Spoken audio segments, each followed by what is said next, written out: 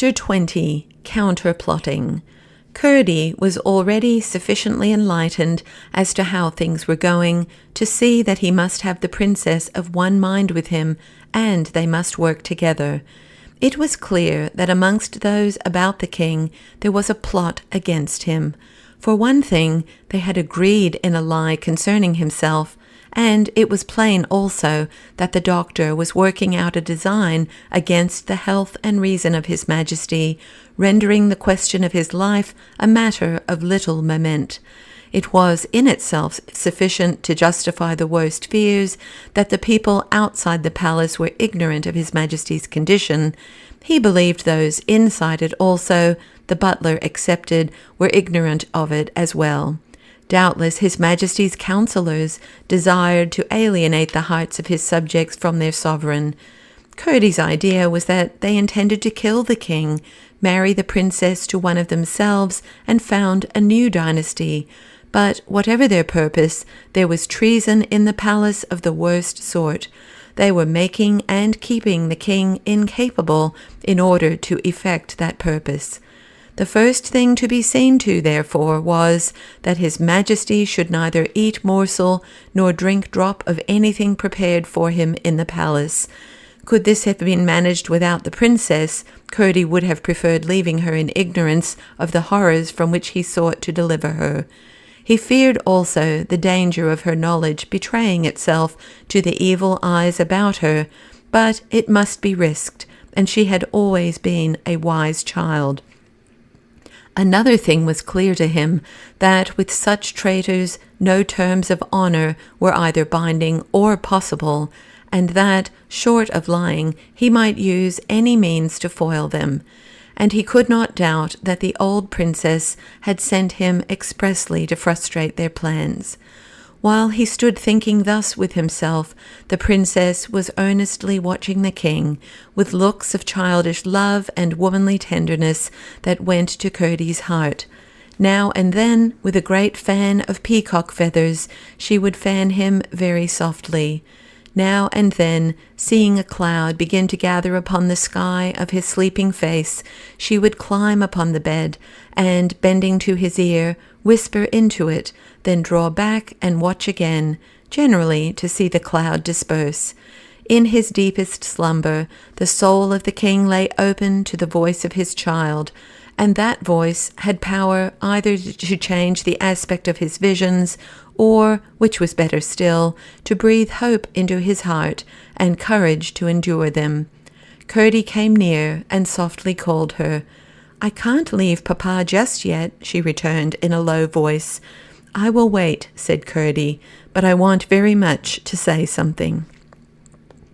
In a few minutes she came to him where he stood under the lamp. "Well, Curdie, what is it?" she said. "Princess," he replied, "I want to tell you that I have found why your grandmother sent me." "Come this way, then," she answered, "where I can see the face of my king." Curdie placed a chair for her in the spot she chose, where she would be near enough to mark any slightest change on her father's countenance, yet where their low-voiced talk would not disturb him. There he sat down beside her and told her all the story, how her grandmother had sent her good pigeon for him, and how she had instructed him and sent him there without telling him what he had to do. Then he told her what he had discovered of the state of things generally in Gwynterstorm, and specially what he had heard and seen in the palace that night.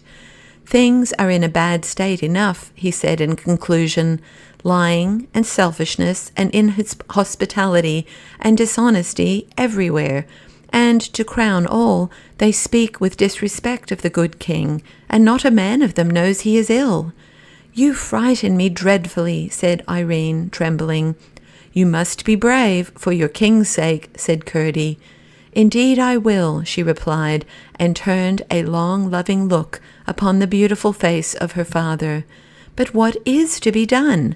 And how am I to believe such horrible things of Dr. Kelman?" "My dear princess," replied Curdie, "you know nothing of him but his face and his tongue, and they are both false. Either you must beware of him, or you must doubt your grandmother and me, for I tell you, by the gift she gave me of testing hands, that this man is a snake. That round body he shows is but the case of a serpent. Perhaps the creature lies there, as in its nest, coiled round and round inside. Horrible, said Irene. Horrible indeed, but we must not try to get rid of horrible things by refusing to look at them and saying they are not there. Is not your beautiful father sleeping better since he had the wine? Yes.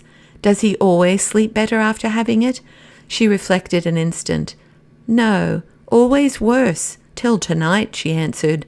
Then remember that was the wine I got him, not what the butler drew.